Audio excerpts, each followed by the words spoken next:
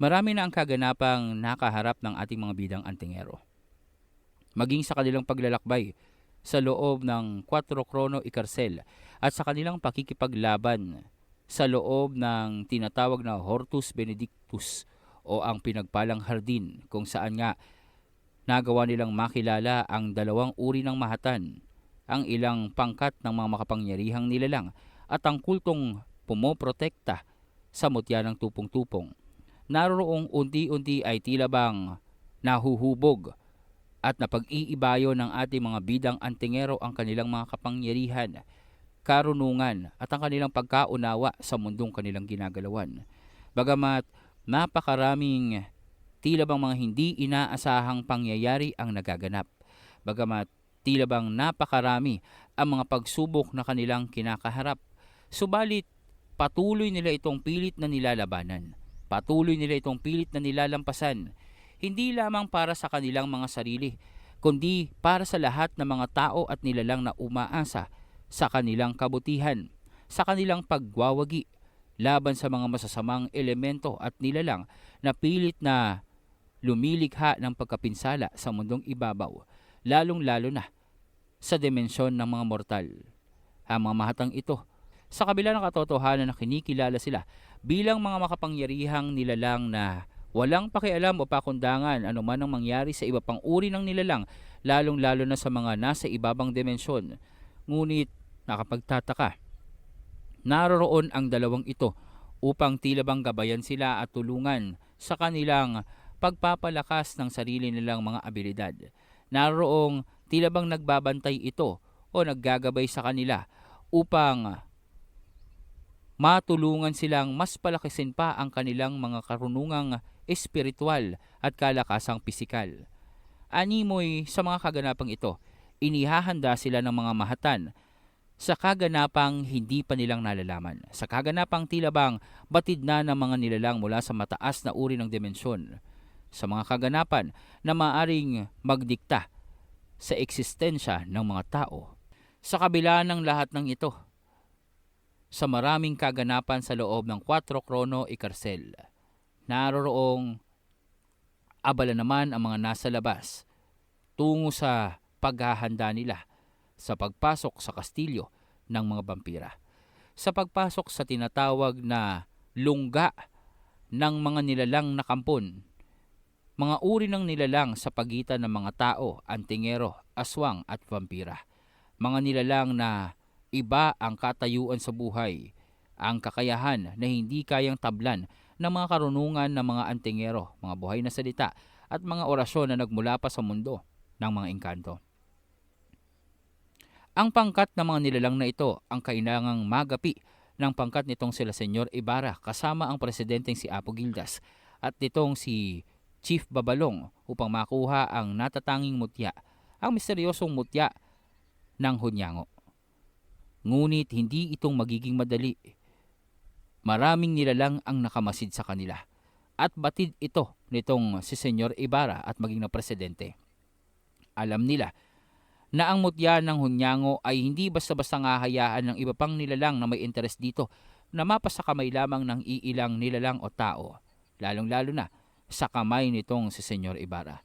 Nakamasid ang ilan sa kanyang mga kakompetensya, mga nilalang, tao, negosyante at kapareho niyang pilantropo na naroroong may interes na makuha ang mutya, ang maalamat na uri ng hiyas na nagsasabing naglalaman ng kapangyarihang pinagmulan ng kakayahan ng puting Hunyango. Mukha yatang nagtitipon na ang mga pangkat na nagmula dito sa pilantropong si Ibarra. Namataan na rin namin ang presidente kasama ang hepe ng kapulisan na mahaba ang baba. Naroroon silang nagtitipon malapit sa labas lamang ng kastilyo ng vampira. Kung gayon, itutuloy na nga nila ang pagpasok dito. Kaya naman pala nung nakaraan ay namataan ang pagpasok ng isang aswang at ng lalaki upang isagawa ang ritual.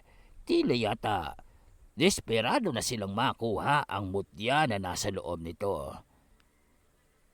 Kakaiba, paano niyong nalaman na nasa loob ng kastilyong yun ang mutyang matagal nang hinahanap ng napakaraming antingero? Hindi ba't pinanghahawakan ito ng hari ng mga waya At napakaraming antingero na ang nasawi sa pagtatangkang makuha ito. Papaanong napunta ito sa loob ng kastilyo ng pinakakalaban nilang uri ng nilalang? Kakaibang magbiro ang tadhana. O baka naman kakaiba talagang mag-isip ang hari ng mga waya. Ano man ang mangyari, tiyakin nyo sa paglabas ng grupo nila, makukuha natin ang mutya ng Hunyango. Hindi natin kailangang magpagod sa pagpasok sa kastilyo ng vampira na yan. Ayoko pang mamatay. Aabangan na lang natin ang paglabas nila at buong pwersa nating aagawin sa kanila ang mutyang iyon. Ngunit, sa tingin mo ba, makukuha natin yon? Hindi basta-basta ang pangkat ng mga antingerong naririyan. Dagdag mo pa, maski na ang presidente personal na nagtungo, ibig sabihin nito, pinakamakapangyarihan yan sa mga kilala nila. Kahit anong kapangyarihan pa ang taglay ng mga nilalang na yan, kahit sabihin mong sila pa ang pinakamagaling na antingero, sa harap natin, magiging parang mga bata lamang sila. Ang kapangyarihan natin bilang mga espesyal ay walang kapantay. Tandaan mo, matagal nang lumipas ang panahon ng mga antingero at may karunungan. Matagal na silang nakalimutan ng mundong ito. Kailangan nating makuha ang mutya, alang-alang sa ating nag-iisang Panginoon. Kaya naman, kumalap kayo ng pinakamalalakas na espesyal na uri. Ipaalam nyo sa gobyerno ang lihim na pagkilos ng presidente. Sigurado ko, manggigigil sila upang salubungin yang si Apo Gildas paglabas. Ang kanyang kamatayan ay simbolo ng kapangyarihan ng lahat ng mga espesyal na uri ng tao. Mahusay. Napakahusay. Para bang ito na ang panahon at pagkakataon na masilayan natin ang ating Panginoon at mabigyan tayo ng kanyang pangakong kalakasan. Sa wakas, tayo na rin ang maghahari sa sanlibutan. What? Ikaw? What is the meaning of this? Paano niyong mapapaliwanag ang mga kaganapang ito? Sir Ed, paano nangyari yan? Anong nakikita ko? Nananaginip lang ba ako? Hindi ko mapaniwalaan to. It's very impossible. Hindi kong alam ang sasabihin ko. Ngunit, nakakagulat ang bagay na ito. Tagilid tayo dito. Of all the many things, bakit ito pa? Bakit why is so happening to us? Hindi natin kakayanin yan. Ano ba talagang nangyayari dito? Ang gabay ng mutya ng tupong-tupong? Yan ba ang gabay ng mutya ng tupong-tupong? Isa ba tong biro? Isa ba tong pagsubok? Papaano itong nangyari sa amin? Kung gayon, alam yata ito ng mga mahatan. Ito bang kadahilanan kung bakit ayaw nilang makihalubilo at sumali sa labanang ito? Dahil alam nila kung sino ang makakaharap nila.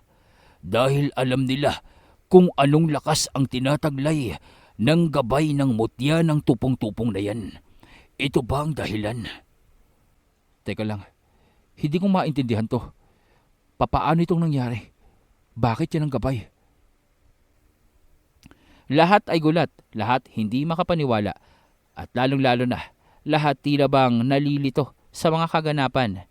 Dahil ang nasa harapan nila, ang tunay na gabay ng mutya na dapat nilang wasakin, ay ang nilalang na pinakang inaasahan nila. Ang nilalang na naging dahilan ng kanilang pagpapatuloy sa pakikipaglaban. Ang nilalang na naroroong sa maraming pagkakataon ay nagtatanggol at nagliligtas sa kanila. Ang nilalang na tinatawag nilang kaibigan. Among Zen, anong ginagawa mo dyan? Why are you there?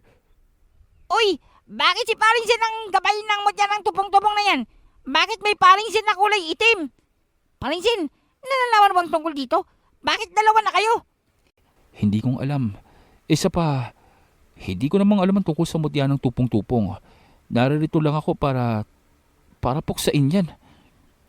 Posible kayang dahil ito sa dugo nitong si Zen. Dahil ba sa pag-aalay ng kanyang dugo kung bakit tila bang kumakatawan sa kanyang katauhan ang gabay na lumitaw mula sa mutya ng tupong-tupong?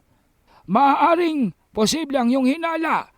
Maaaring kung ano at kung sino ang pinagmulan ng dugo na pumukaw sa mga nilalang na gumagabay ay siya din ang magiging anyo nito. Nagkakamali kayo. Ang nakikita nyo ay ang tunay na katauhan at anyo ng gabay ng mutya ng tupong-tupong sa maraming pagkakataon. Ang nakikita nyo ay ang mismong ala-ala ng inyong kaibigan. Nagawa itong maipreserba ng bathalang tinatawag niyong Zyro. Nagawa itong maipreserba ng lagalag na bathala kasama ng kanyang kapangyarihan. Tanging ang paghihiwalay ng ala-ala at ng kapangyarihan ang kaparaanan upang manatili ito sa eksistensya. Nasa loob ng dalawang mutya ang kanyang ala-ala at ang kanyang kalakasan. At ang inyong kaharap sa ngayon ay ang kanyang memorya. What? Ang memorya ni Paring Zen? What is the meaning of this? Teka nga. Kagagawan to ni Zyro? Aba, ang batalang yun, pasaway talaga. Bakit niya bang ginawa ito? Dahil kung hindi niya itong ginawa, maglalaho ng tuluyan ang inyong kaibigan sa hinaharap, kasalukuyan at nakaraan. Mabubura siya sa inyong ala-ala. Mabubura siya sa lahat ng kasaysayan at ang lahat ng kanyang mga ginawang pagpapakasakit ay mawawala. Iyon ang kadahilanan kung bakit kasama ang buhay ni Zyro, isinakripisyo niya ang kanyang karapatan sa pagiging bathala upang mapreserba ang inyong kaibigan. Ang kanyang memorya, ang walang kapantay na kakayahan at kapangyarihan, yan ang dapat niyong wasakin. At sa prosesong ito, kung tama ang prediksyon ng Haring si Zed, kung tama ang prediksyon ng bathalang lagalag, kapag nagawa niyang puksain yan, manunumbalik ang kanyang ala-ala. Ibabalik sa kanya ang kanyang memorya, ngunit hindi magiging madali ang lahat dahil ang ala-ala ng Zen na kaharap niyo ay ala-ala ng halos perpektong mandirigma na walang kahinaan. Ang nilalang na maski na ang mga bathala nagkasundong sama-samang puksain upang mawakasan ang buhay. Ang nag-iisang nilalang bukod tangi sa Haring si Zed na patuloy na umiiral at nagdudulot ng takot sa lahat ng makapangyarihan sa mundong ibabaw. Ngayon, nakahanda ba kayong kaharapin ang memorya ng inyong kaibigan? Dahil ang mapaninlang na hunyango ay kayang gamitin ang lahat ng katangian at kakayahan ng nakaraang Zen na nakikilala nyo. At batid nyo naman siguro kung gaanong mapaninlang at tuso ang nilalang na yun, na maski na kaming mga mahatan, maski na ang mga bathala, nagawa niyang paikutin sa kanyang mga kamay. Kung gayon, ito na ang sinasabi ni Senyor Ibarra. Kung gayon, ito na ang sinasabi ng Haring si Zed. Ang revelasyon, ang kaganapan ukol sa kanyang nakababatang kapatid. Ang problema ang kailangang kaharapin ng grupo ng sama-sama upang mapagtagumpayan. Tunay nga, ang ala-ala ng isang kagaya ni Zen ay mahirap kalabanin dahil siya lamang ang nagtagumpay upang pumaslang ng isang bathala. Hindi makapaniwala ang lahat. Bagamat inaasahan nila na isang makapangyarihang nilalang ang kanilang makakaharap, ngunit ni sa hinuha, hindi nilang inakala na mismong ang ala-ala ng kanilang kaibigang si Zen ang nakapaloob sa mutya ng tupong-tupong. Ang ala-ala, karunungan, dunong, katalinuhan at pagkatuso ay naroroong kaharap nila. Nagbabadya ng isang malaking sakuna. Ano ang ibig sabihin nito, Sir Ed? Bakit nagkakaganyan siya? Bakit ganyan ang gabay na nilalaman ng mutya ng tupong-tupong? Posible ba talaga yan? Kung bathala ang may kagagawan ng paglalagay ng memorya ng binata sa loob ng mutya na kagaya ng mutya ng tupong-tupong, oo at posible. Maliban pa doon, tandaan mo, puso ng Haring si Zed ang ginamit sa mutya ng tupong-tupong. Kadugo, kapatid nitong si Zen. Kaya naman akma ito upang gawin at pagsapihin. Ngunit, ano ang mangyayari sa atin? Ang memorya ng isang malakas na antingero ang kakaharapin natin. Teka nga, hindi ba, kung memorya niya yan, di dapat nakikilala niya tayo. Oy, ikaw, Negrong Zen, hindi mo ba kaming nakikilala? Bakit mo namang Negrong Zen ang tawag dyan? Tingnan mo, ang itim-itim. Parang mata na lang nakikita kong kulay pula at may puti. Ay, siguro na sobrahan ito sa pagsa-sunbathing kaya ganyan ang nangyari. Tingnan mo naman, oh. Mag-iingat kayo. Hindi tayong nakikilala ng kanyang memorya. What? It's so very iron. Hindi ba memorya? Di dapat naana na tayo. Sa oras na ipasok ang isang nilalang sa loob ng sisidlan, kagaya ng mga hiyas, tanging ang ibig gawin na lamang nito ay ang kumawala. Maliban pa doon, ang memoryang tinutukoy tungkol kay Zen ay nakakubli, nakakulong at selyado. Ang nakikita nyo ay isang nilalang lamang na ibig magkaroon ng pisikal na anyo sa pamamagitan ng pagpaslang sa nag-alay sa kanya ng dugo. Ibig sabihin, balak niyang paslangin itong si Among Zen na present para siya ang maging existing na Among Zen, pero magiging ganyan ba talaga siya forever? What? Hindi yun maaari. Nog-nog na Zen ang kasama natin. Tsaka, tingnan mo naman, oh, parang hindi nagsasalita. Teka nga. Uy, Manong Matan, ano bang dapat namin gawin dito? Hindi ba't malinaw ang sinabi ko? Tapusin nyo upang magtagumpay kayo. Wasakin nyo ang mutya ng tupong-tupong. Alam namin yun, pero paano naman namin gagawin yun? Tingnan mo nga yan, oh. Paano namin atakin yan? Sige nga, ikaw nga. Magsitahimik kayo! Gawin nyo na lamang! Puro ka reklamo! Hindi naman ikaw ang pangunahing lalaban dyan! Isa pa, kung ikaw lang naman, umuwi na lamang tayo at alam ko ang mangyayari. Abay, baka mahalipo lamang tayong lahat dito dahil sa kagagawan mo! Ha! Tumabi ka nga dyan! Wow! Ang galing mo namang magsalita, Tatang. Teka nga, siguro talagang plinano nyo to, no? Siguro balak nyo talagang pagharap-harapin kami. Alam nyong si paring silang nasa loob niyan, ano? Hindi nga siya yan. Memory niya nga. Ang kulit mo naman, paring kulas. Saka sabi nila, di ba, hindi tayong makikilala niyan. So kailangan natin siyang tapusin. Kung magagawa natin, tandaan nyo, lahat ng karunungang tinataglay ng Zen na kilala nyo sa lupain ng Haring si Zed ay tinataglay niya. Tanging ang mga emosyonal na alaala, kagaya ng memorya tungkol sa inyo, ang hinding umiiral sa ngayon.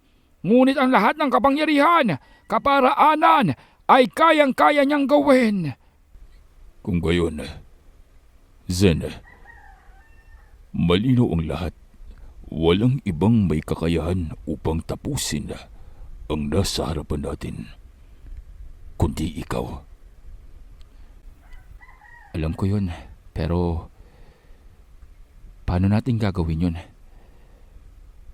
Kumpara sa kanya, baguhan lamang ako. Kumpara sa kanya, pipitsugin lamang ang kaalaman ko. Pero ikaw si Zen, ikaw ang kaibigan namin. Noon pa man, nagagawa mong malusutan ng anumang sitwasyon. Nagagawa mong magawa ng paraan kahit mga bagay na imposible. Oo nga, at saka, hindi mo bang alam, nagbaon ka ng sandamakmak na swerte? Palaging may dumarating na lang na tulong kapag nasa peligro na tayo. Bakit hindi mong gawin yon? Bakit hindi mong kausapin yung tinig ng sandaigdigan? Yung bumubulong-bulong sa'yo na babae, yung malandi dyan sa tenga mo? Baka matulungan tayo nun. O kaya among Zen, bakit hindi mong hinga ng tulong yang itim mong medalyon? Hindi ba kinakausap mo yan minsan? Oo nga, para kang ang sinto-sinto eh. Nakikipag-usap ka sa kwintas mo, tsaka hindi naman namin nakikita kung anong laman yan. Ano ba talagang kapangyarihang nasa loob niyan? Ano yung mga parang buhok kanina? Kadidir, ew. Hanggang ngayon hindi ko pa rin alam kung ano yun, pero siguro mas maayos na ipagpalagay natin na hindi siyang panig sa atin. Nag-aabang lamang ng tiyempo ang nilalang ngayon upang makuha ang katawan ko. Wow, possessive. Gustong makuha ang katawan mo. Teka nga, akin na nga yung kwintas mo. Huwag mong pakikialaman ang kwintas niya. Maaaring magdulot ito ng negatibong epekto sa kanya sa oras na mahiwalay ito sa kanyang katawan. Eh anong gagawin natin dyan kay Memory Zen? Oo nga, gusto mo ba? Isa ko na lang natin. Uy, Bilat, anong gagawin namin? Eh hindi bang ikaw yung tagapagmana ni Valeriana? Sabihin mo sa amin kung paano matatalo ang alaala ng kaibigan namin. Aba malay ko, tagapagbukas lang naman ako niyan. Tagagawang aktibo ng mutya upang matawag ang gabay. Labis ang kaguluhan sa lugar ng labanan. Bagamat hindi kumikilos ang gabay ng mutya ng tupong-tupong, hayag sa kanilang lahat ang lakas ng presensya nito. Walang naglalakas ng loob na lapitan ang itim na bersyon ng kanilang kaibigang si Zen.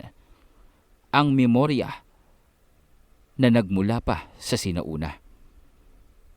Matatandaan na ayon na rin dito sa tagapagturo nilang Mahatan, posible ang ganoong kaparaanan. Dahil nga sa isang bathala ang may gawa nito.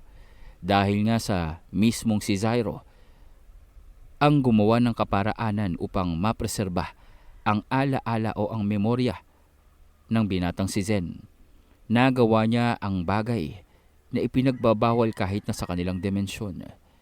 Nagawa niya na ihiwalay sa katawan ng binatang noon ay nag-aagaw buhay na ang memorya nito at ang kanyang kapangyarihan. Sa ganoong kaparaanan, sa tamang panahon, mag-iisa muli ang alaala, kapangyarihan, sa panibagong sisidlan, sa panibagong katawan ng binatang si Zen. Ngunit, ang katanungan na lamang, paano nilang kakalabanin ang isang nag-uumapaw ang kapangyarihan? Maging si Fred, alam niyang hindi uubra ang kanyang mga gabay sa kaharap nila ngayon. Nasa kasagaran ng lahat ng karunungan ang kaharap nilang memorya ng kanilang kaibigan. Naroroon ang gabay nitong dragon. Naroroon ang Cerberus.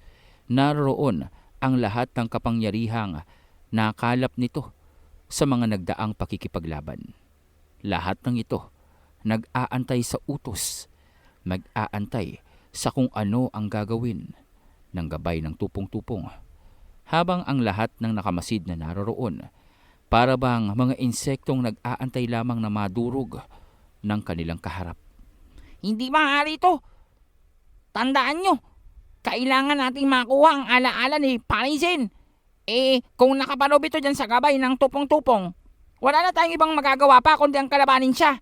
Paring Fred, Paring Zen, kailangan nating kalabanin ang sarili mo. Akong bahala, isusupport ko kayo. Siguro naman may paraan dyan, di ba Nenang? Di ba Sir Ed? May paraan para matalo ang ganyang kalakas? Pasensya na kayo. Alam kong marami akong karunungan, pero ang bagay na ito ay lampas na sa aking kakayahan. Wala akong kasagutan. Hindi ko alam kung paano niyong tatapusin ang isang nilalang na may gabay na batala at gabay na isang mitolohikal na kagaya ng Cerberus. Tanging si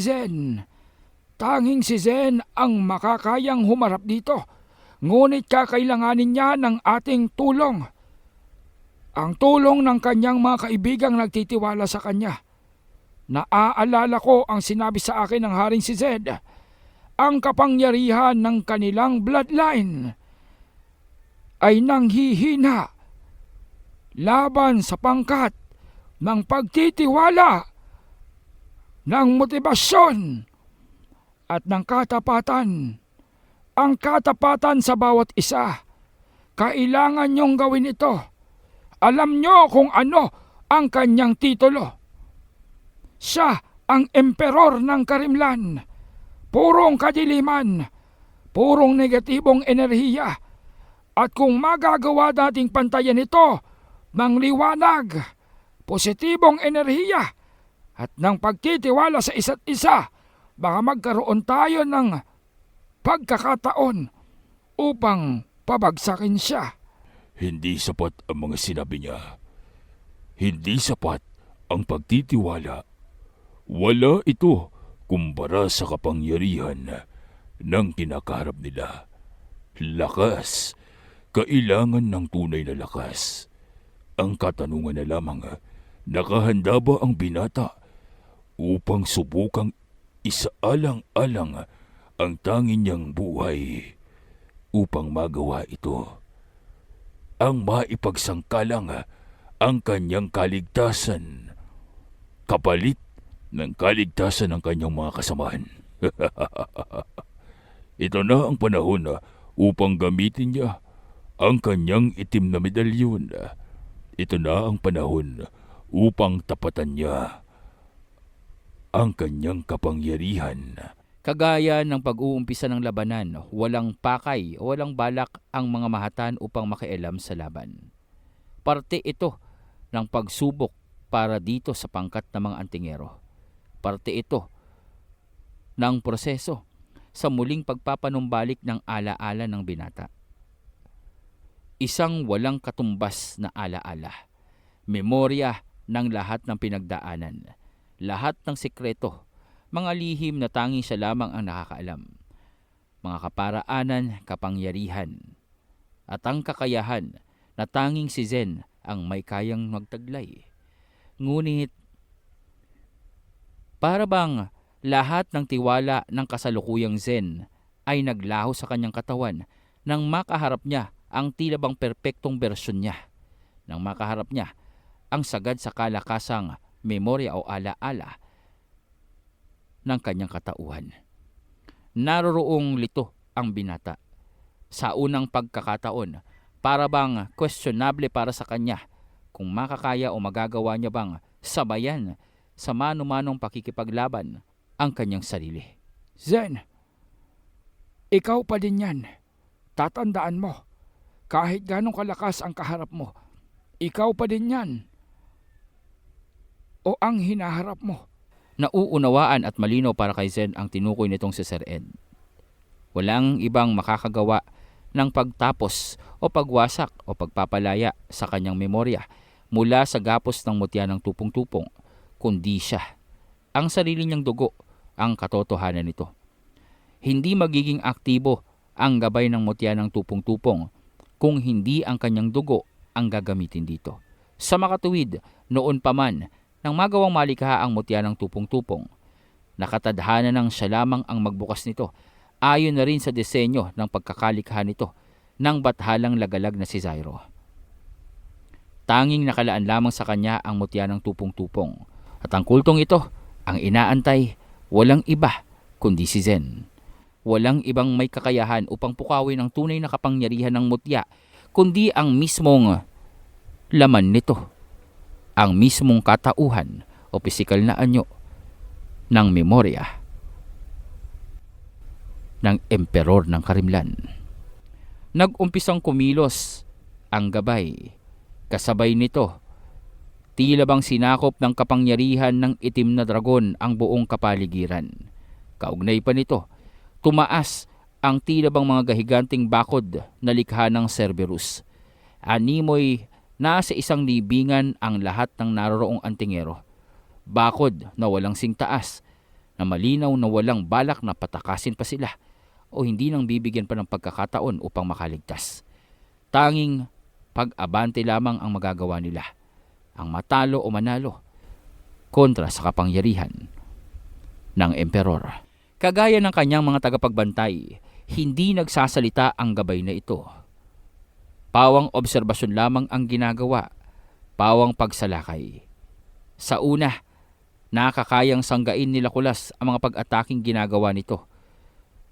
Ngunit, kapansin-pansin, pawang pagkumpas lamang ng mga kamay ang ginagawa ng gabay ng mutya ng tupong-tupong. Masama ito. Hindi pang kumikilos yung memorya ni Paring Zen pero hirap na tayo dito sa mga kampon niya. Aaminin ko, hindi ganong kalakasan yung dragon na gamit na dito. Hindi kagaya ng original na si Criston pero kapag nagpabaya tayo, siguradong mapupuksa tayo niyan. Tingnan nyo naman ang mga kagat. Naglalaho yung mga tinatamaan nila. Parang pinapadala kung saan. Hindi ba? Kita mo namang hari ng mga dimensyon yang si Paring Creston. Siguro ganyan yung ipik-ipik niyan. Ang tanong na lang, saan ka mapupunta kapag tinamaan ka ng powers niya? Ituon niyo lamang ang atensyon niyo sa pagsugod sa mismong gabay. Panglito lamang ang ginagamit niyang mga alagad niya upang mapigilan tayo sa paglapit sa kanya. Kailangan nating matiyak na hindi niya nang magagawa pang gamitin ang ilan pa sa mga kakayahang nakita natin kay Zen. Ibig mong sabihin, yung multiple na mga nagusan papunta sa iba't ibang dimensyon, tapos yung lumilitaw yung mga kagaya niya, tapatan mo nga yung memorya mo, yung sinugnog Zen, para naman manahimik. Kailangan nating mawasak yan. Tandaan mo, dito nakasalalay ang future ng Earth. Oo nga, Among Zen. I believe in you. Yesa pa, hindi ba may Volturi pa sa labas? Kung hindi nating matatalo to, what more yung Volturi? Tahimik itong binata. Binabalanse ang lahat ng kaganapan. Iniisip kung papayag ba siya sa pag-aalok ng nilalang na nasa itim na medalyon. Dahil ang kapalit ng susunod na pagtulong nito ay ang kabuuan ng kontrol sa kanyang katawan.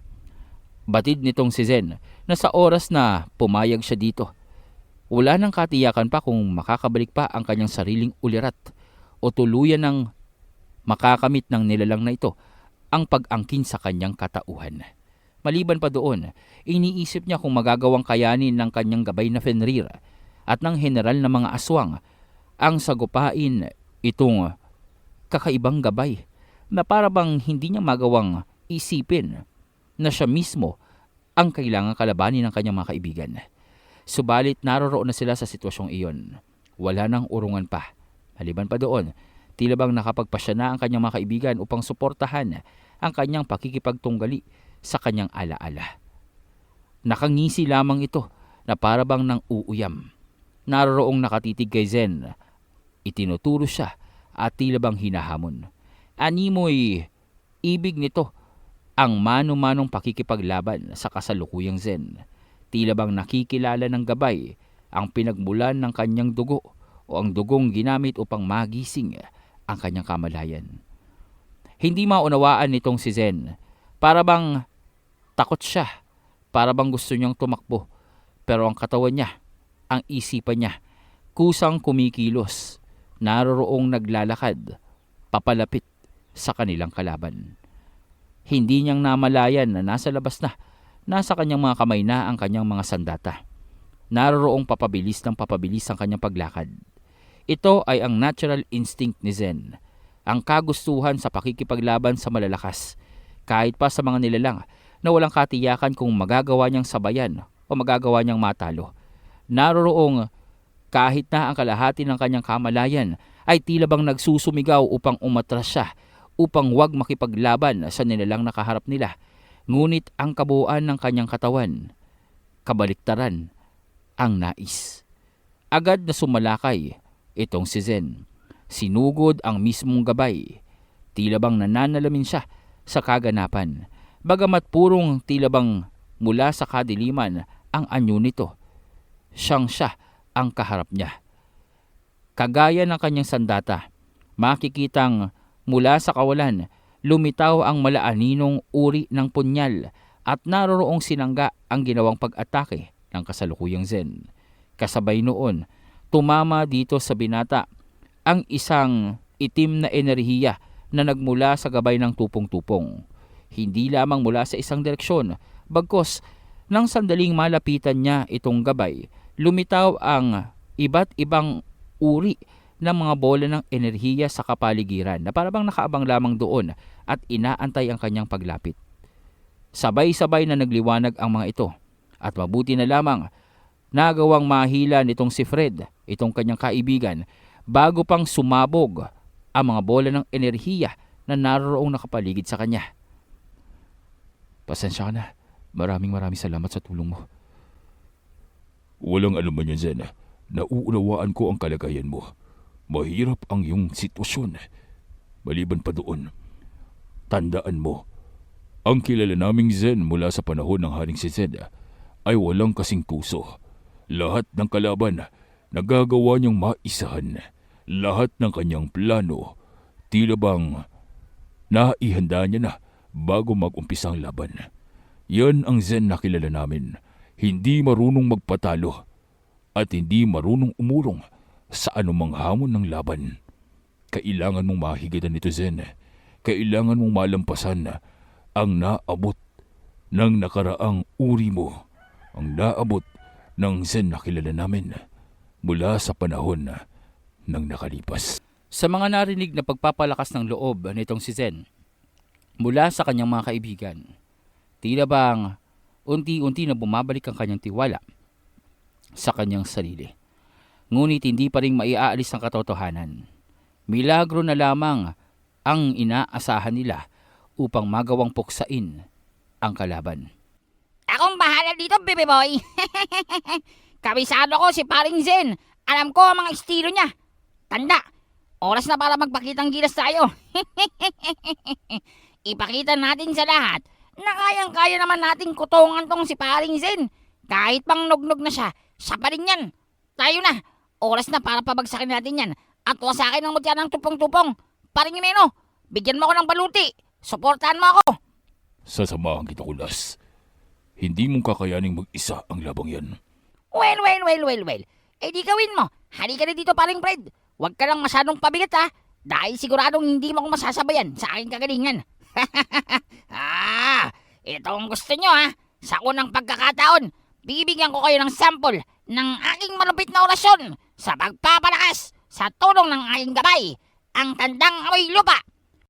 Loko, hari ng mga lamang lupa at hindi amoy lupa.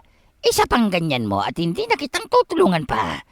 Iusal mo na ang orasyon upang mapagtibay ang ugnayan nating dalawa.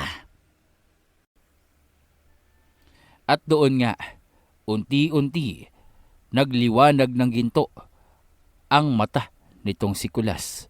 At unti-unti, tila bang hinihigop nitong binata ang enerhiya mula sa kanyang kapaligiran. Makikita ang malamlam na liwanag na kulay berde na para bang nagmumula sa hanging nasa paligid nila, na unti-unting inaabsorba ng katawan ng gintong diablo. Maya-maya pa, kinagat nitong si Kulas ang kanyang hinlalaki at naroroong ipinatak sa kanyang espada. Matapos iyon, nag-umpisa siya sa kanyang ritual. Zarok Belsatar! Zarok Belsatar! Krenos Ser Manak! Umbra Kelkoser Draven Noctarak! Vescaro Olmor Zenit Sakrak Vinor! Saltabor Imbrok! Venas Sakradak! Terbak! Tingin mo ako, aking kapangyarihan! Gabay na nagmula sa kailaliman! Ibigay mo sa akin ang kapangyarihan upang puksain ang aking kalaban! Vernox! Orax! Sa anino ng kadiliman, bibigyan natin ng kawakasan ang kasamaang nasa aking harapan. Ngayon na, tanda, ibigay mo sa akin ang kapangyarihan. At doon, Magliwanag ng tuluyan ang espada kung saan nakapaloob ang kanyang gabay. Maya-maya ay tumama ang liwanag sa magkakaibang direksyon dito kay Kulas at makikita ang tila bang kakaibang uri ng kulas na naroroon. Payat, animoy isang ordinaryong tao lamang. Makikita ang kulay pulang baluti nito na pinaghalo sa gintong baluti. Maliban pa doon, sibat ang hawak-hawak ng binata. At kakikitaan ito ng animoy ora ng gintong korona na nasa kanyang uluhan. Makikita din ang buntot nitong si Kulas, isang mahaba at nakakatakot na buntot na sa dulo ay umaapoy ng ginto. Kaugnay nito ang kanyang mga kamay at paa, kakikitaan ng mga kukong ginto na labis ang talim. Animoy isa siyang kakaiba uri o bagong nilalang ng pinagsamang mga nilalang na nakasalamuhan nila. Hindi na lamang siyang isang diablo. Oo, at makikita ang kanyang sungay na naroroong presente pa rin at nagsusumigaw. Ngunit ang sungay na ito ay hindi ng pisikal na sungay. Tila bang ang sungay na ito ay isang uri ng astral na sandata at naroroong nag-iiba-iba ang liwanag habang nagsasalita itong si Kulas. Tagumpay! Ngayon, ito na ang kasagaran ng aking kasalukuyang kakayahan. Tingnan natin kung kayang-kayang sabayan ito niyang sinognog. Paring Fred, nagulat ka Subukan mong sabayan ng aking pagkilos Hindi kitang aantayin dyan. Sige ka. Lahat ay nagulat, hindi nilang inaasahan dahil nga sa pakuya-kuyakoy lamang itong si Kulas sa kanyang pagsasanay sa ilalim ng mahatan. Hindi nilang lubos maisip na ang binatang ito pala ay may itinatagong kakaibang kalakasan at kakayahan. Isang hindi ordinaryong karunungan na maging itong sila Sir Ed, maging ang mga mahatan ay nagulat. Bagamat nasa ilalim ng pamamahala at paggabay ng mahatan ang pagsasanay nitong si Kulas, ngunit ni minsan hindi niyang nakita na gamitin ng binata ang kasalukuyang anyo nito. Ang anyo ni Kulas ay tila bang pinagsamang kapangyarihan at perpektong pagtutugma ng kakayahan ng kanyang gabay, ang hari ng mga laman lupa. Dahil nga sa patuloy na pag-absorba nito at paglamon o pagkain ng mga kalabang natatalo nila, unti-unti na panumbalik ng hari ng laman lupa ang kanyang tunay na kapangyarihan. Sa makatuwid, nagawa niyang ibalik ang kanyang pisikal na anyo. Bagamat hindi makikita na palaging kasama ni Kulas, ngunit ang dimensyonal na kinaroroonan ng gabay niya ay lubusan ng nakompleto. Dahil doon, kayang maglakbay na ng matandang gabay, pabalik-balik sa mga panahon. Ang kapangyarihang dulot ng pagkain niya sa iba't ibang kalaban ni Kulas ay nagpanumbalik sa nawawala niyang presensya, puwersa at kapangyarihan. At ito ay basbas na mismo ng hari ng mga laman lupa. Ang kakayahang ipinagkaloob kay Kulas, ang maalamat na kakayahan ng pinuno ng mga laman lupa. Mabilis na sumalakay si Kulas gamit ang kanyang sibat. Dire-diretso niyang sinugod itong dragon at sa isang iglap nabutas ang leeg ng dragon. Isang malaaninong usok ang lumitaw mula dito at maya-maya pa bumalik sa gabay ang lahat ng enerhiya at usok. Wow, parin Kulas, it's so very nakakagulat. Hindi kong inaasahan na ganyan pala ang kalakasan mo. Ikaw malehem ka, akala ko wala ka talagang kwinta. Wow! Hep. Tumigil muna tayo dyan. At ayoko naririnig yung sinasabi mo wala akong kwenta. Well, alam nyo naman, low-key lamang ako. Humble ba? Ayoko naman kasing masapawan kayo sa mga pagsasanay nyo. Eh di syempre na-demotivate kayo nun sa pagsasanay nyo. Kung ako yung nakita nyong lumalakas, syempre alam ko naman, hindi nyo kayang sabayan ang aking paglakas at pag-improve. Kaya naman, nagpanggap akong mahina at mapagkumbaba para naman ma-inspire kayo. Para may tinitingnan kayong parang tinatapakan nyo. Stepping stone ba? O di ba? Dahil doon, Narating nyo yung kasagaran ng mga kalakasan nyo. Magpasalamat kayo sa akin, pero ngayon, at hinihingi na ng pagkakataon, at itong kalaban natin, wala na akong magagawa pa, kundi gamitin itong sekreto kong kapangyarihan. Ano? Ang pogi ko lalo, ano? Sigurado ako, lalong mahuhulog sa akin si Baby Diana kung paglabas natin dito. Naroroong nagyayabang itong si Kulas, kagaya ng dati.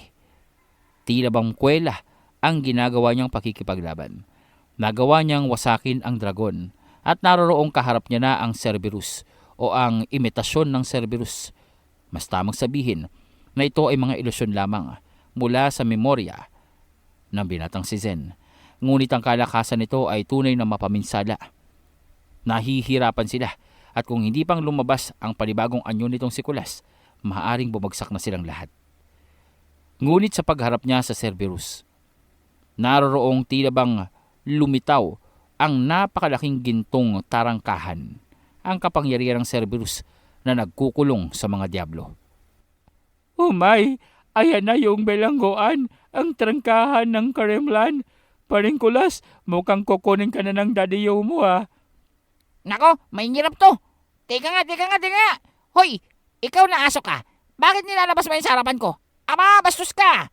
Itong sayo. Iginuhit nitong si Kulas ang kanyang sandata sa ere. Makikita sa hangin ang sunod-sunod na gintong liwanag na tila bang mga uri ng patalim na tuloy-tuloy na pumapaikot at naroroong tumama sa gintong tarangkahan. Ngunit wala itong nagawa. Hindi natinag ang gintong tarangkahan at marahan itong nagbubukas. Hudyat ito na ang tarangkahan ay kukuha na ng diablo. At walang ibang diablo ang naroroon maliban dito kay Kulas. Tila bang napaghandaan na siya ng memorya nitong si Zen, ang gabay ng tupong-tupong. Tila bang kalkulado na nito ang mga susunod na gagawin ni Kulas. Kaya naman nagawa itong kontrahin ng gabay at naroroong itinapat kay Kulas ang kanyang kahinaan. Ang tarangkahan na walang sino man o anumang uri ng nilalang na may bahid ng pagkadyablo ang magagawang takasan. Sa oras na ipataw ng tagapagbantay ng tarangkahan ng Karimlan ang kanyang paghatol, wala nang magagawa pa ang isang diablo kundi ang pumaloob sa bilangguan o maibalik sa Karimlan. Ito ang bagay na hindi maaring mangyari kay Kulas at alam ito ng binata. Hindi siya maaaring mahigop ng tarangkahang ito dahil unang-una na, maaaring hindi siyang sa Karimlan mapunta at maaaring sa kawalan sa pagitan ng mga dimensyon. Dito nang pumasok sa eksena itong si Fred. Muling nagsibagsakan ang mga puting krus sa kapaligiran. Kasabay nito, hinarangan nito ang tarangkahang ginto upang mapigilan ang tuluyang pagbubukas nito. Kaugnay pa nito, naroroong ginapos ng tanikala ang Cerberus. Pahigpit ng pahigpit at tila bang hinihila at idinidikdik ang nilalang upang sumadsad sa kalupaan. Sa pagkakataong iyon, sa pagbibigay ni Fred ng hudyat dito kay Jimeno at kay Kulas, agad na sumugod itong pantas upang tapusin ang tila bang kumikislap na liwanag o enerhiya na nasa gitna ng noo ng Cerberus. Nabasag ito. Kasabay nito ay ang paglalaho ng tarangkahan at ang paglalaho ng ilusyon ng Cerberus. Ngunit kakikitaan ng labis na panghihina itong si Kulas. Ito ay sa kadahilanan na totoo ang epekto ng tarangkahan ng Karimlan. Nagawa na nitong mahigop ang ilang parte ng kanyang kapangyarihan at mabuti na lamang bago nitong umpisahan ang paghigop sa kanyang pisikal na anyo, nagawa na itong patigilin. Wiw! Akala ko tapos na ako dun. Loko kang nognog ka! Itong sayo, halika nga dito! Nang masampo lang kita ng aking kapangyarihan, ngayong wala lang tarangkahan. Nothing can stop me now. Diretsong sumugod itong si Kulas. Labis ang panggigigil niya dahil sa akala niya nga mahihigop na siya ng tuluyan ng tarangkahan ng Karimlan. Totoong kaba ang kanyang naramdaman. Subalit nang mawala ito, naroroong agad niyang sinugod ang gabay ng tupong-tupong upang hamunin sa mano-manong pakikipagduelo. Hindi niya itong binigyan ng pagkakataon upang makaporma pa. Dire-diretso niya itong sinugod ng kanyang sibat, kung saan naman ang bawat pagtama ng dulo ng sibat na ito na nagliliwanag ay lumilika ng pagsabog sa kapaligiran, na para bang Sino mang may buhay ang tamaan nito, tiyak na mawawasak ang katawan. Tiyak na magiging bato. Ngayon ko lamang nakitang ganadong makipaglaban ng binatang yan. Tila yata may kung anong naging aktibo sa kanilang mga kalooban nang makita nila itong gabay ng tupong-tupong. Sa palagay ko, hindi takot itong nararamdaman nila. Kung hindi takot, anong ibig sabihin yan? Ito ay kasabikan, katuwaan. Kasabikan? Katuwaan?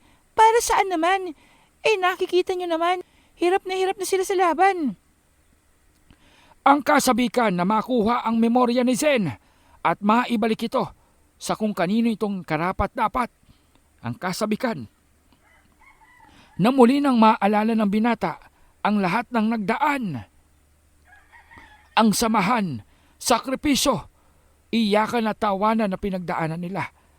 Iyon ang kasabikang nararamdaman ng mga antingerong nararito, ng mga antingerong kaibigan ng binatang si Zen.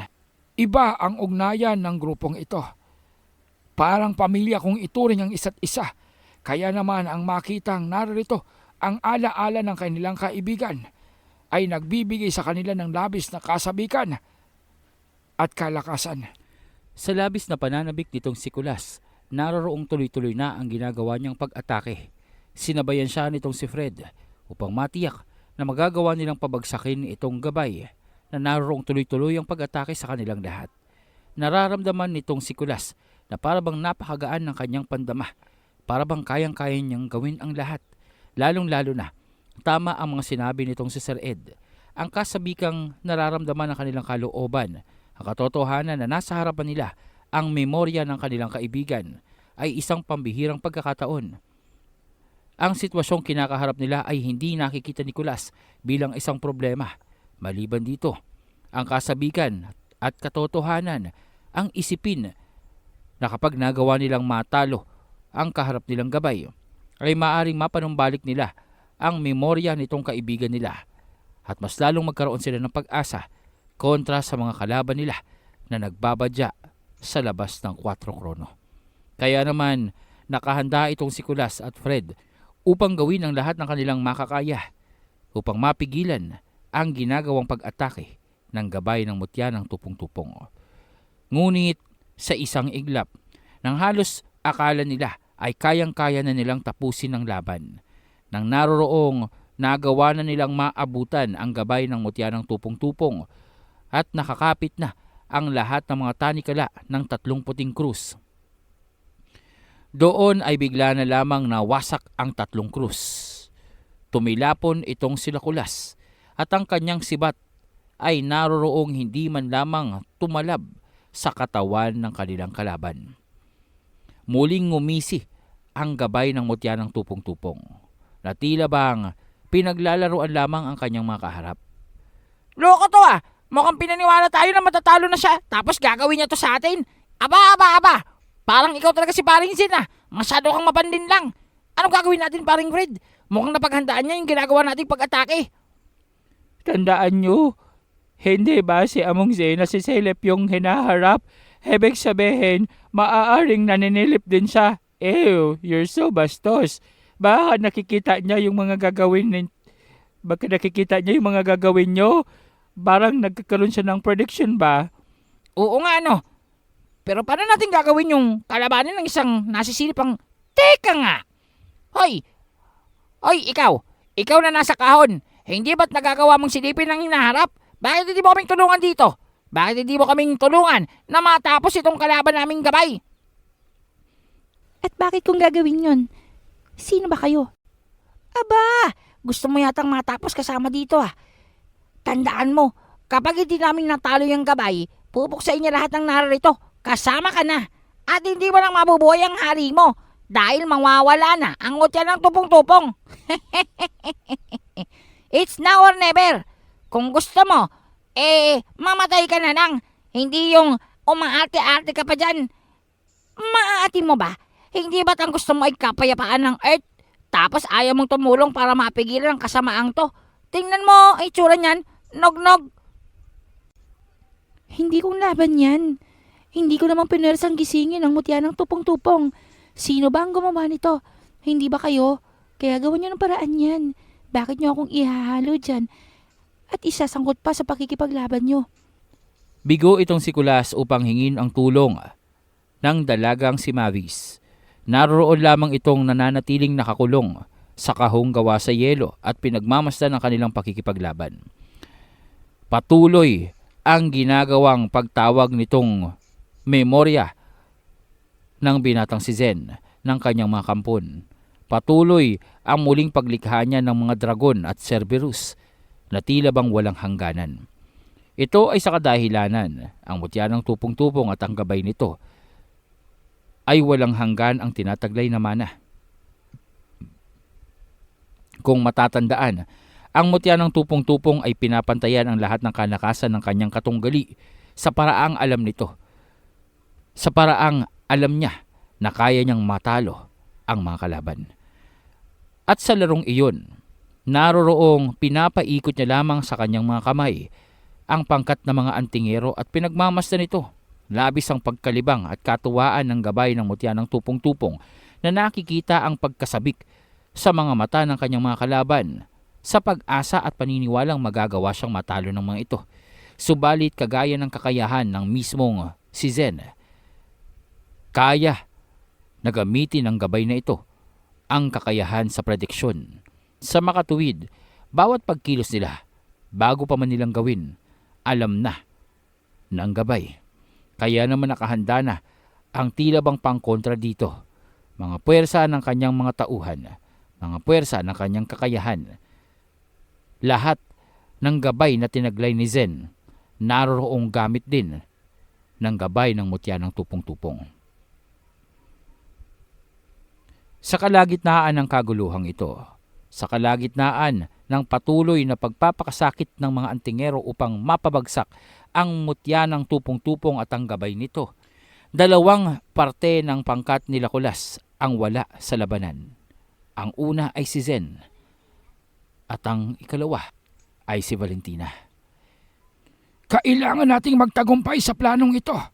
Kailangan nating matiyak na ang susunod na pag-atake ng mga antingerong ito ay tatago sa depensa ng gabay. Muling sinubukan ni Kulas at ni Fred ang pigilan itong gabay. Muli nilang ibinigay ang buong kalakasan. Sa pagkakataong iyon, naroroong gamit na ni Fred ang panibagong kakayahan ng kanyang gabay na si Albus. Agad na sumambulat, kumalat sa kapaligiran ang kakaibang uri ng tanikala mula sa katawan ni Albus. Nawala ang gabay nitong si Fred. Naging isa itong panggapos. Naging isang kapangyarihang kayang pumigil sa anumang puwersa na naising pigilan nitong si Fred. At nagtagumpay naman siya dahil nga sa dibino ang katayuan ng kapangyarihan ng kanyang gabay na si Albus. Naroroong nagawa nitong pigilan ang puwersang negatibo na tinataglay ng gabay ng mutya ng tupong-tupong. Mararamdaman ang pagyanig ng buong kapaligiran. Mararamdaman ang matinding puwersa na nagmumula sa gabay na pilit na winawasak ang mga tanikalang nakagapos sa kanya. Dito, dahil sa kapangyarihang pinakawalan ni Fred at dahil sa kapangyarihang pinapakawalan ng gabay ng mutya ng tupong-tupong, umabot ang kanilang enerhiya sa ibabaw ng isla, kung saan naman patuloy ang paglalaban ng mga taga 4 Krono Ikarcel at ng Volture. Sa isang iglap, tila bang gumuhit sa isipan ng Volture at Pandama ang enerhiyang nagmumula sa kailaliman. Dahilan dito, bigla na lamang sumabog ang nakakasilaw na liwanag, kasabay ng sabay-sabay na pagsabog ng mga sasakyan ng lahat ng naroroong patungo sa isla. Tanging iilan lamang na malalakas na antingero at nilalang kabilang ang Shadow Clan ang natira, ngunit maging sila sugatan na at nanghihina. Anong nangyari? Bakit bigla na lamang tila bang naguramentado ang Volture? Bakit tila yatang ura-uratang ginawa niyang pag-atake ng sabay-sabay? Mukha yatang may naramdaman siyang kakaiba. Hindi mo bang napansin ang biglaang bugso ng enerhiya mula sa kailaliman ng islang ito? Tama siya. Mukha yatang ito ang kumuha sa interes ng Volture. Para yatang ibig ng madaliin ng nilalang na yan ang tapusin tayo upang puntahan ang pinagmumulan nito. Ngunit ano ang posibleng pagmulan ng ganong uri ng enerhiya? Maliban sa Volture, kapansin-pansin ang taas ng antas nito. Meron pa bang ibang nilalang maliban sa nilalang nakaharap natin ang nagkukubli sa kailaliman ng islang ito? Meron pa bang mas malakas kumpara sa Volture? Ang naramdaman niyo ay isang dibinong lakas. Hindi akong maaring magkamali. Minsan ko nang nakaharap ang isang nilalang na nagtataglay ng dibinong enerhiya. Ngunit ang enerhiyang ito ay tila yatang purong-puro. Kung hindi akong nagkakamali, isang arkanghel ang pinagmumulan nito. Hindi ba? Sa tingin niyo, tama ba ang aking hinala? Tama, tama. Ito nga ang enerhiya ng isang anghel. Hindi ako maring magkamali. Ang amoy sa ere. Nararamdaman ko na. Ito na ang kadahilanan kung bakit minamadali ng Volture na yan at tapusin tayo. Pagkakataon na natin ito. Siguradong hindi sa atin nakataon ng atensyon ng Volture. Gawin na natin ang dapat gawin at pigilan siya. Hulihin natin. Alang-alang sa ating kaligtasan at pagnaya dito. Tayo na!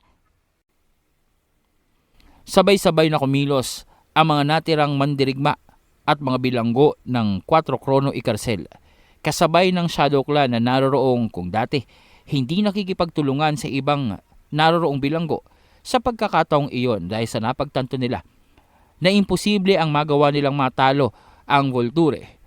Sabay-sabay, sama-sama ang kanilang puwersa upang salakayin ito. Ang Volture na hanggang sa mga sandaling iyon ay hindi pang nagpapalit ng anyo mula sa kanyang kasalukuyang anyo sa paglalakbay niya sa mundong ibabaw.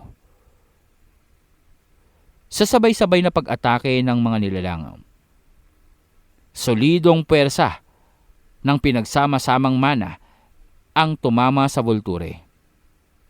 Kung tutuusin, ang enerhiyang ito ay kaya nang bumutas sa realidad dahil na rin sa taas ng antas at puwersa. Ngunit lahat ay nangitla, lahat natigilan, nang naroroong pigilan ito ng isang daliri lamang ng Volture. Kasabay noon, tila bang alikabok na naglaho ang kanilang pag-atake. Wala na to. Nakita niyo ba yung ginawa niya sa ating pag-atake? Sama-sama na yun. Pero hindi man lamang siyang natinag. Tunay nga. Imposible ang talunin ng isang Volture. Imposible na magawa siyang lampasan ng kakayahan na umiiral sa mundong ito. Ang nilalang ng mga dimensyon. Wala ng pag-asa to. Panaginip lamang at pangarap ang makalaya pa tayo dito. Ito na ang katapusan natin. Siguradong papaslangin na tayo ng Volture na yan. Ito na ang katapusan. Tila bang sumuko na ang lahat ng naroroon at alam nila ang susunod na pag-ataking gagawin ng Volture ay ang kanilang kamatayan. Subalit sa halip na mangyari iyon, naglaho ang Volture sa kanilang harapan at nawala ang presensya nito sa ibabaw ng kalupaan. Anong nangyari? Nasaan yung Volture? Nananaginip lamang ba ako? Buhay pa tayo! Mukha yatang ganun ang nangyari. Ibig sabihin ba nito, hindi tayong sapat upang pagkainteresan ng kagaya niya? Hindi tayong sapat upang paglaanan ng kanyang atensyon? Sino ba itong nasa ilalim ng lupa? Sino ba? Sino ba ang nilalang na may sapat na kapangyarihan upang akitin ang Volture at iwanan tayo? Ang hirap mo naman kausap, Nognog. Ayaw mo talagang sumuko ah. Bakit hindi mo na lang hayaan na mamatay ka para mawasak na yung mutya ng tupong-tupong? Tandaan mo, memorya ka lamang ni Paring Zen. Hindi ka dapat umiiral dito. Bakit hindi mo na lang sa aming ibigay yung memorya niya? Para naman mapakinabangan pa namin. Aba, overstaying ka na dito. Kanina ka pa namin kinakalaban eh. Shh. Kalma lang Paring Kulas. Tandaan mo, Dep yan, hindi yan nagsasalita. Kita mo, kanina mo pang kinakausap. Snubbers, ayaw ka man lang kausapin. Alam mo, Hindi ganyan si Among Zen. Duguan na itong si Kulas. Maging si Fred, naroroong makailang ulit ng tinawag ang kanyang mga higanting puting krus, ngunit patuloy lamang itong winawasak nitong kalaban nilang gabay ng mutya ng tupong-tupong. Para bang kahit anong pagpapataas ng lakas o persa ng kanilang pag-atake, nilalamangan lamang ito ng gabay. Kapag nagpatuloy pang ginagawa nila, mauubos ang kanilang lakas. Mali ang kanilang paraan ng pakikipaglaban. Akala ko naman na nagawa na nilang matutuhan ang mga ibig kong ipaabot sa kanila sa mga nagdaang pagsasanay.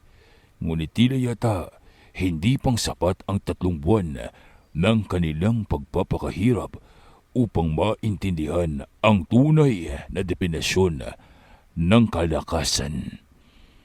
Wala ba ni isa man lamang sa kanila ang nakaunawa nito? Wala ba ni isa man lamang sa kanila ang nakuha ang kaparaanan ng pakikipaglaban ng mga mahatan? Nasayang lamang ba ang aking pagpapagal? Nagkakamali ka dyan!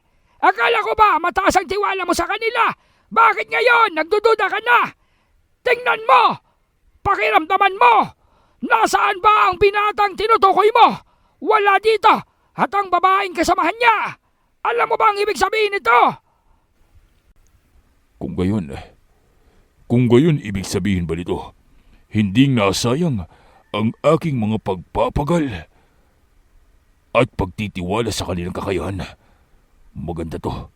May pag-asa pa silang manalo. Kung tama ang ating hinala tungkol sa dalawang yun, maaaring magawa nilang matalo ang memorya ng emperor ng Karimlan. Dito natin pansamantalang tatapusin ang ating istorya sa gabing ito. At syempre pa, lahat tayo ay nabitin na naman. At ang ilan maaaring hindi magawang makatulog kaagad sa pag-iisip kung saan bang nagtungo itong si Zen at si Valentina. Ano ang posibleng tinutukoy ng mga mahatan na kaparaanan ng pakikipaglaban na dapat at akma upang tapusin ang memorya ng emperor ng Karimlan? Dahil kung tapatan ng lakas, kung ito ang ibig sabihin nila, tandaan nyo, mutya ng tupong-tupong ang kaharap nila. Sa madaling sabi, anumang kaparaanan, pagpapalakas, enerhiya na ilalabas ng kanyang kalaban ay papantayan at lalamangan lamang nito. Kaya naman ano ang posibleng ginagawa ni Zen at ni Valentina upang magtagumpay sa labang iyon nang hindi nga nakikipagsabayan sa lakas ng gabay ng tupong-tupong? Ano ang mangyayari ngayong nadetermina na ng Volturi ang kanilang kinaroroonan? Anong laban ang magaganap sa pagitan ng gabay, mga antingero, at ng nilalang ng mga dimensyon? Yan ay matutunghayan natin sa kinabukasan.